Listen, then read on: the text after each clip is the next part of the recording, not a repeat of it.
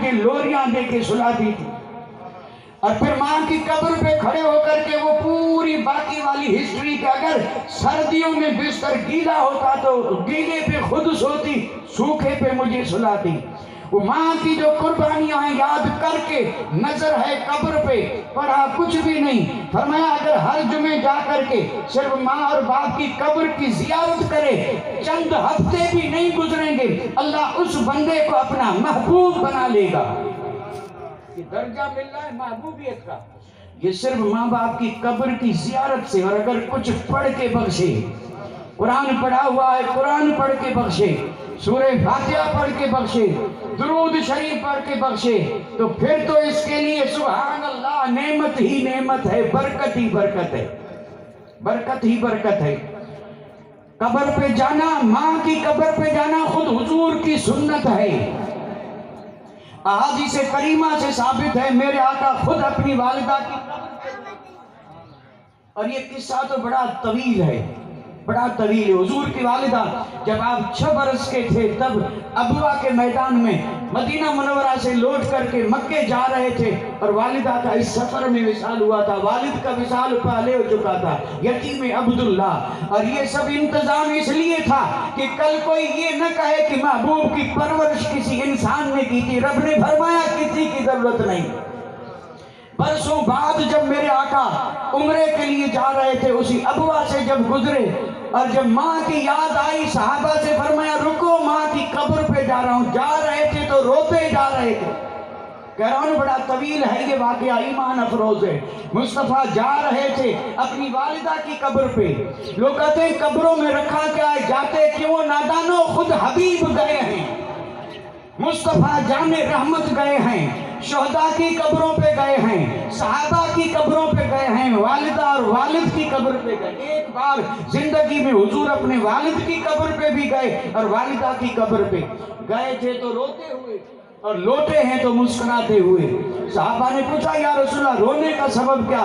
فرمایا یاد آ گئی میری والدہ، تو اسی فرقت کی وجہ سے رونا آ گیا۔ پھر فرمایا مسکرائے کیوں؟ تو کہنے لگے قبر پہ کھڑے ہو کے دعا مانگی، رب نے میرے والدین کو حیات فرمایا، میں نے ملاقات کی اور کہا اپنا کلمہ پڑھایا۔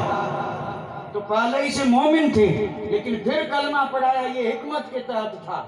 تو ماں باپ کی قبر پہ جانا یہ حضور کی سنت ہے۔ اور کتنا میرے آقا نے امت کو تعلیم فرمایا ہے۔ کسی اولاد میں یہ ہمت کیسے کہ ماں باپ کے حکم کو رد کر سکے، حکم کو رد کر سکے۔ میرے آقا نے ایک موقع پہ ارشاد فرمایا، اور یہ وہ وقت تھا سبحان اللہ جب اسلام کا پرچم بلند تھا۔ بھئی کبھی تو وہ وقت تھا کہ حضور و صدیق اکبر 2 ہی تھے اور پھر مکہ پاک سے نکلنا پڑا تھا، اور کبھی وہ وقت آیا ہے کہ مسجد نبوی صحابہ سے کھچا کھچ بھری ہے، اور آنکھیں دروازے رسول پہ رکھی ہیں کہ مصطفیٰ نکلیں اور آ کے نماز پڑھائیں۔ آپ اندازہ فرمائیں اس وقت کے مقابلے میں یہ وقت حضور کو کتنا خوش کرنے والا تھا کہ کبھی تو دشمن کا یہ حال تھا کہ غلاموں کو کلمہ پڑھنے نہیں دیتے تھے، اور آج غلاموں کو مسجد میں جگہ نہیں مل رہی ہے۔ کتنا رب نے اسلام کو عظمت عطا فرمائی۔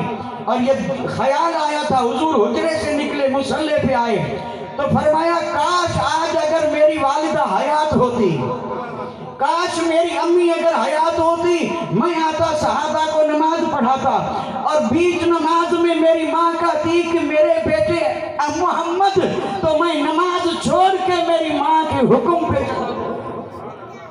یہ ہے ماں، جس ماں کی آج کوئی قدر قیمت نہیں، کوئی قدر قیمت نہیں۔ اور خاص کر کے نوجوانوں کی جب شادیاں ہو جاتی ہیں تب تو ماں کو پوچھتے بھی نہیں، لیکن نادانی ہے، نادانی نادانی ہے۔ ماں کی دعا سہارا ہے، اس لیے ہم سب جی رہے ہیں، اور یہ سب صدقہ ہے ماں کی دعاؤں کا۔ جس کو جو ملا ہے ماں کی دعا سے ملا ہے۔ اور آج بھی اگر ماں حیات ہے پھر، اور اگر نہیں ہے تب بھی ماں کی دعا سب کے سر پہ سایہ کیے ہوئے، آج بھی سب کے سر پہ سایہ۔ کیا ہمیں ضرورت نہیں ماں کی دعاؤں کی؟ نبیوں کو ضرورت ہے، اور ضرورت نہیں بھی ہے تب بھی نبی ماں سے دعائیں لے رہے ہیں۔ کیا نبیوں نے دعائیں نہیں؟ حضرت موسیٰ کلیم اللہ یہ تو روایت میں ہے کہ اللہ تعالیٰ سے حضرت موسیٰ کلیم اللہ نے یہ عرض کی تھی مولا حکم فرما، تو رب نے فرمایا باپ کی خدمت کر، پھر کہا مولا حکم فرما، تو رب نے فرمایا ماں کو راضی رکھ، مولا پھر حکم فرما، رب نے فرمایا ماں کو راضی رکھ۔ اب کیا انبیاء ماں کو راضی نہیں رکھتے ہوں گے، لیکن بتانا امت کو تھا۔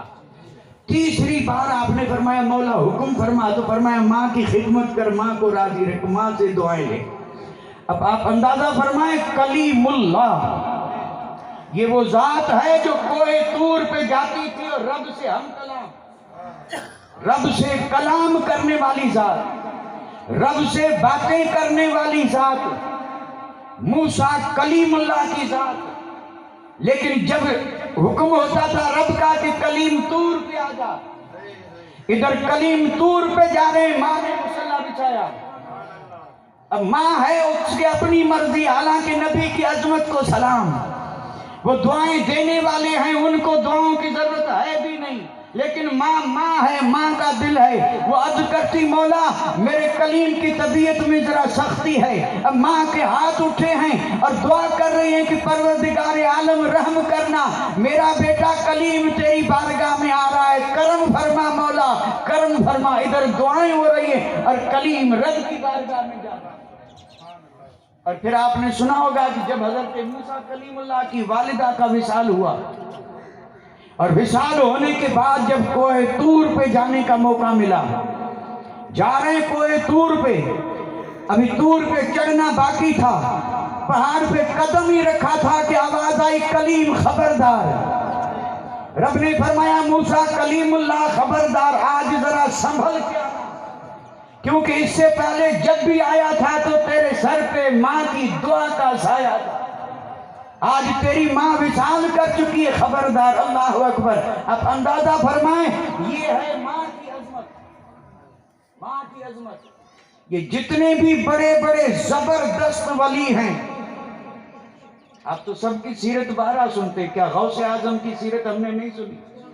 خواجہ معین الدین اجمیری کی سیرت نہیں سنی؟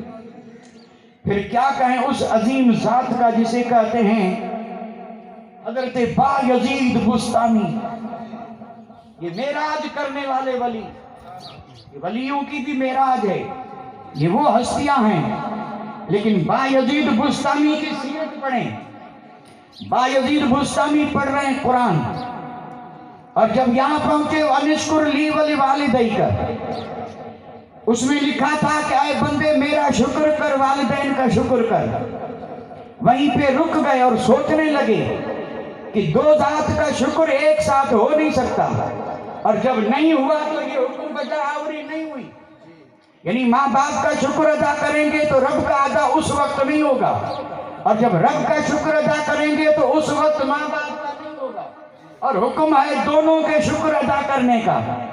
سوچتے اس نتیجے پہ پہنچے کہ کیوں نہ ماں کے پاس جا کے اور اس مسئلے کو حل کروا لو۔ گئے ماں کی دربار میں، کہا دو حق مجھ سے ایک وقت میں ادا نہیں ہوگے، ماں تو یا تو اپنا حق مجھے معاف کر کہ میں رب کا حق ادا کروں، دو میں سے ایک ہو سکتا ہے۔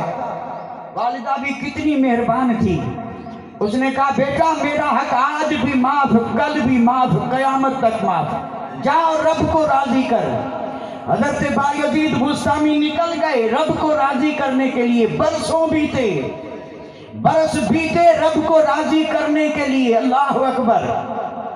اب رب کو راضی کرنے کے لیے کیا کچھ نہ کیا ہوگا، کیا کچھ نہ کیا ہوگا، اور اچانک اتفاق سے گھومتے پھرتے برسوں کے بعد بستان میں آنا ہوا، شہر میں اپنے میں، اور وہاں سے جب گزر رہے تھے تو خیال آیا کہ ماں سے جدا ہوئے کافی عرصہ ہوا، ماں نے معاف تو کر دیا تھا، ذرا جاتے ہوئے ملاقات کر کے جاؤں، دیکھتے جاؤں کہ حال کیا ہے۔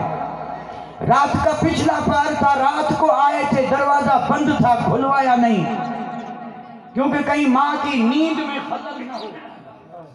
غالباً سردیوں کی رات ہے، حضرت بایزید بستامی دروازے پہ کھڑے ہیں، اندر ماں کا حجرہ ہے، دستک نہیں دی کہ ماں کے آرام میں خلل ہوگا، دستک نہیں دی، کھڑے ہیں، رات گزر رہی ہے، اور آیا وہ وقت وقت جس میں رحمت کے دروازے کھلتے ہیں اور کسی ایک شب کے لیے مخصوص نہیں، ہر رات میں کھلتے ہیں، اور یہ وہ وقت ہے جس میں خود رب آسمان اول پہ آگے اور بندوں سے کہتا ہے ہائے کوئی مانگنے والا، اور ہم سب اس وقت سوئے رہتے ہیں۔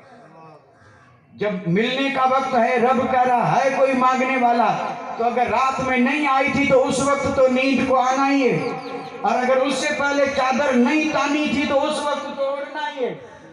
یہ قسمت کے فیصلے ہیں، یہ چادر اوڑھ کے سونے کا وقت نہیں، مانگنے کا وقت ہے۔ اور پھر یہاں کسی ایک چیز کی تخصیص نہیں، رب فرماتا ہے جو چاہو مانگو در کھلا ہے۔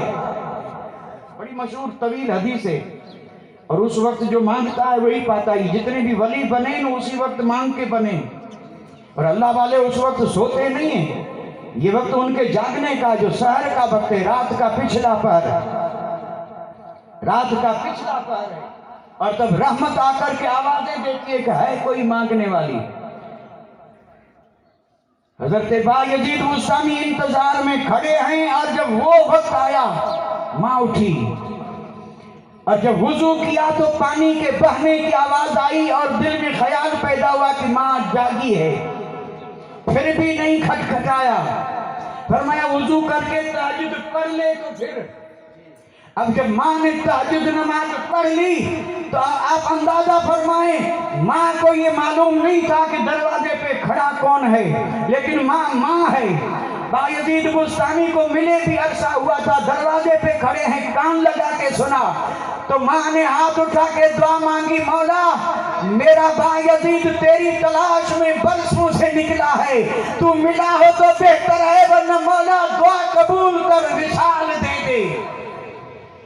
یہ دعا کرنی تھی کہ اسی جگہ پہ بایزید بستانی کو مولا ملا، اور بایزید بستانی نے اندر داخل ہو کے ماں کے قدم چومے، فرمایا تلاش کر رہا تھا جنگلوں میں، خدا ملا میرے گھر میں، اور وہ ملا بھی کہاں؟ ماں کے قدموں سے۔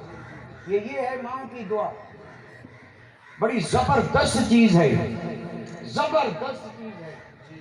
اگر دین اور دنیا کی بھلائی چاہیے، کامیابی چاہیے، جنت چاہیے، اور یہ چاہتے ہیں کہ رب راضی ہو، تو یہ سب رکھا ہے رب نے ماں باپ کو راضی کرنے میں۔ ایک حدیث پاک ہے جس میں میرے آقا نے فرمایا اگر کوئی آدمی یہ چاہے کہ مجھے خود معلوم ہو جائے کہ میرا رب مجھ سے راضی ہے یا نہیں، اب کیسے پتا چلے؟ تو میرے آقا نے فرمایا کہ اس کا آسان سے آسان طریقہ یہ ہے کہ اپنے ماں باپ کو دیکھے، اگر ماں باپ راضی ہیں تو یقیناً رب راضی ہے، اور دیکھے اگر ماں باپ ناراض ہیں تو یقیناً رب ناراض ہے۔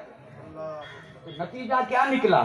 نتیجہ یہی نکلا کہ رب اسی سے راضی ہے جس سے ماں باپ راضی ہیں، اور رب اس سے ناراض ہے جس سے ماں باپ ناراض ہیں۔ یہ تو دعاؤں والی باتیں تھیں، اب ذرا آ جائیں دوسرے پہلو کی طرف، جو بڑے اختصار سے عرض کر دوں۔ دعاؤں سے دنیا بھی سدھر رہی ہے اور آخرت بھی۔ اور ایک بات واضح کرتا چلوں، یہ ماں ضروری نہیں کہ تہجد گزار ہو، ضروری نہیں کہ نماز پڑھنے والی ہو۔ اگر غفلت سے ماں کچھ بھی نہیں کرتی لیکن ماں ہے، اولاد کے حق میں ماں ہے، بے نمازی ہے، کچھ بھی نہیں، ماں باپ وہ اپنے کردار میں چاہے جیسے ہوں لیکن اولاد کے لیے جنت ہیں۔ اس لیے میرے آقا نے فرمایا ہما جنتوں کا و ناروں کا، یہی دونوں تیری جنت بھی ہیں اور یہی دونوں تیری۔ اور یہاں کوئی تخصیص نہیں ہے کہ پکے نمازی ہوں، نیک ہوں تو جنت ہے اور بد نہیں، یہاں تو رحمت آواز دے رہی ہے کہ ہیں تو ماں باپ ہے، وہ چاہے جس پوزیشن کے ہوں لیکن اولاد کے لیے وہ کیا ہیں؟ قابل تعظیم ہیں، اور اولاد کے حق میں ان کی دعا رد نہیں۔ یہ احادیث کی کتاب میں جہاں دعا کی قبولیت کے کچھ اوقات بتائے گئے اور دعا کی قبولیت کے کچھ اسباب بتائے گئے کہ یہ جگہیں ہیں جہاں دعا قبول ہوتی ہے، اور یہ اسباب ہیں جن کے ذریعے دعا قبول ہوتی ہے۔ وہاں یہ بھی ذکر ہے کہ یہ اشخاص ہیں جن کی دعا رد نہیں ہوتی، قبول ہوتی ہے۔ اور وہاں جو ہے ذکر ہے ماں باپ کا کہ ماں باپ چاہے جیسے ہوں اولاد کے حق میں ان کی دعا قبول رد نہیں ہوتی. تو اللہ کرے ماں باپ رہے راضی اور خیر و خوبی کی دعائیں مانگتے رہیں، اور اگر وہ ناراض ہو گئے تو آدمی کہیں کا بھی نہیں رہے گا. حد تو یہ ہے صاحب، ایک صحابی حضرت علقمہ، بڑی مشہور روایت، حضرت علقمہ صحابی رسول، دن بھر روزہ رکھنے والے، رات کو تہجد پڑھنے والے، اور حضرت علقمہ کا وقت آیا آخری.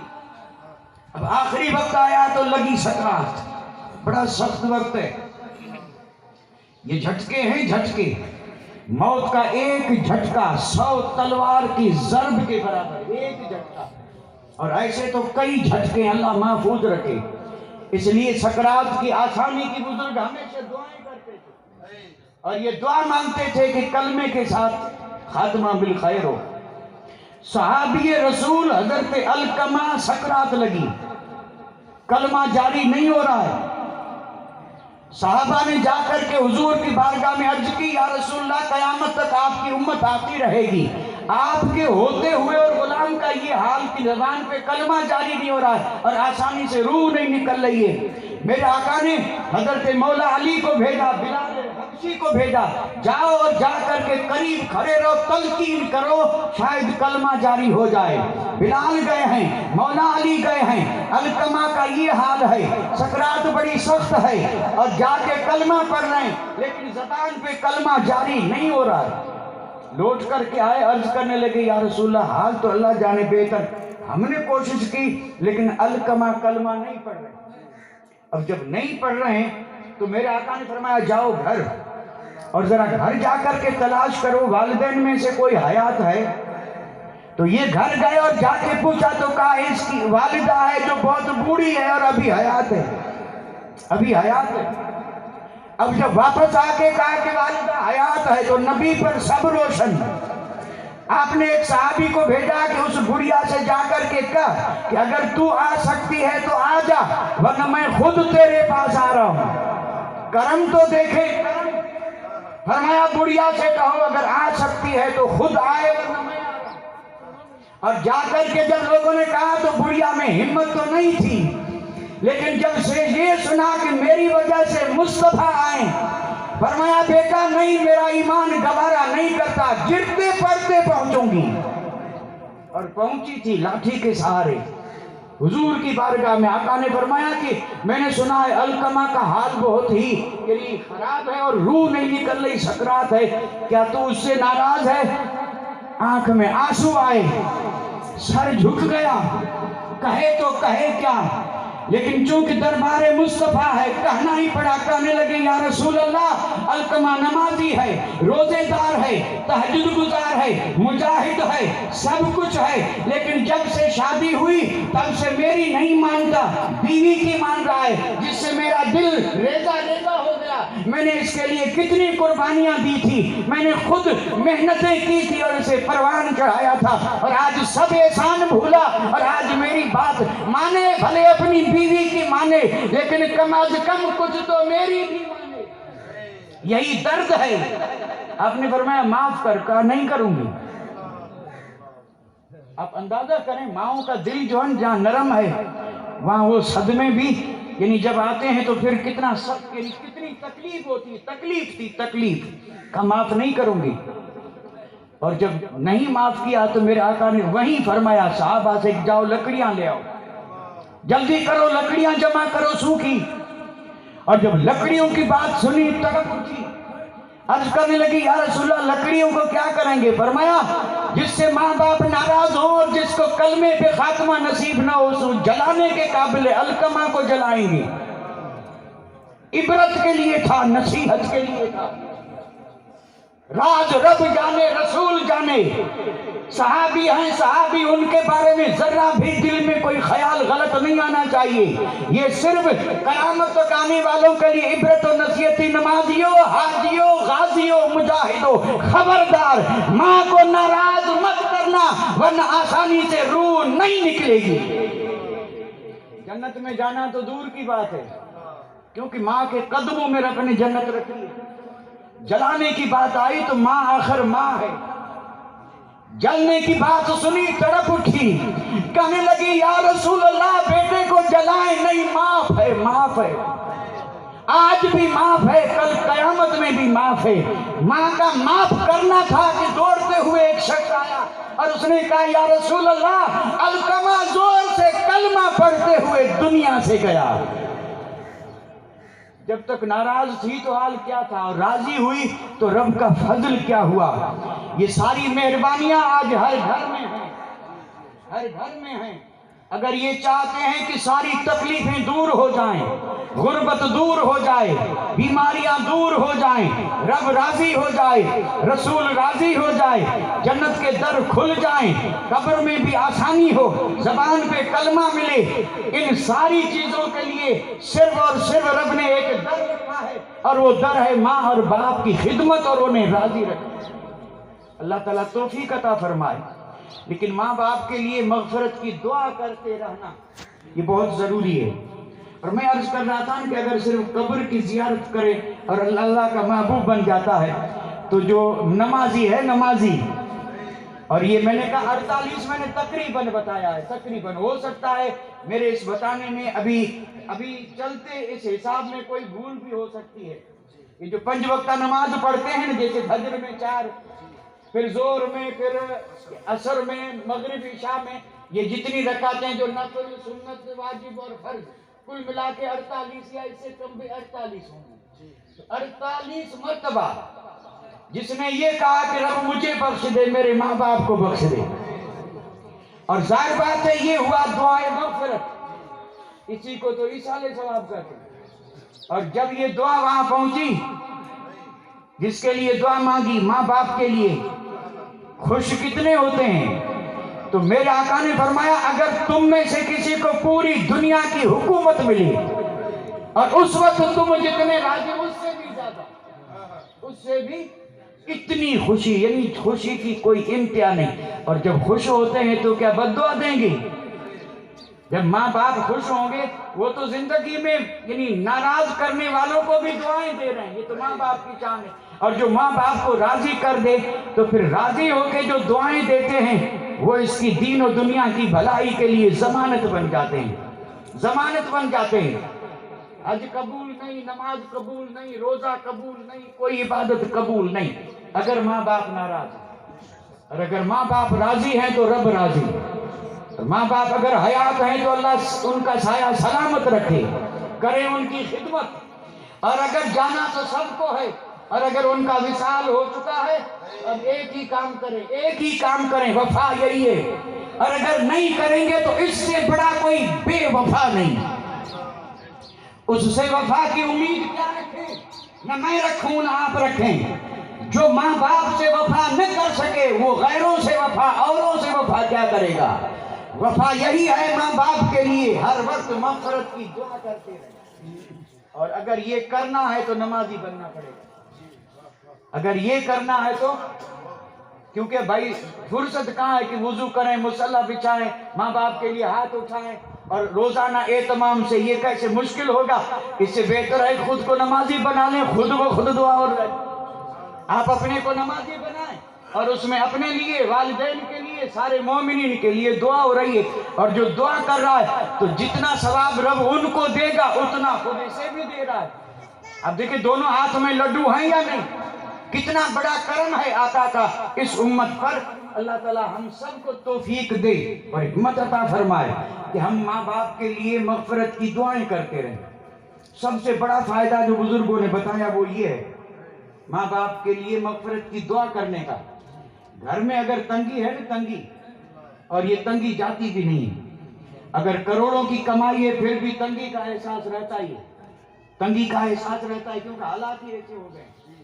جس کے پاس مہینے میں 10,000 کی آمدنی ہے تنگی اس کو بھی ہے, اور اگر مہینے میں 10 لاکھ کی انکم ہے تو تنگی اس کو بھی ہے. یہ ہے بے برکتی, اور اسی کو کہتے ہیں خوشحالی نہیں ہے, خوشحالی نہیں ہے. اور گھر میں تنگ دستی ہے, اس تنگ دستی سے اگر بچنا ہے تو نسخہ مصطفیٰ نے دیا ہے.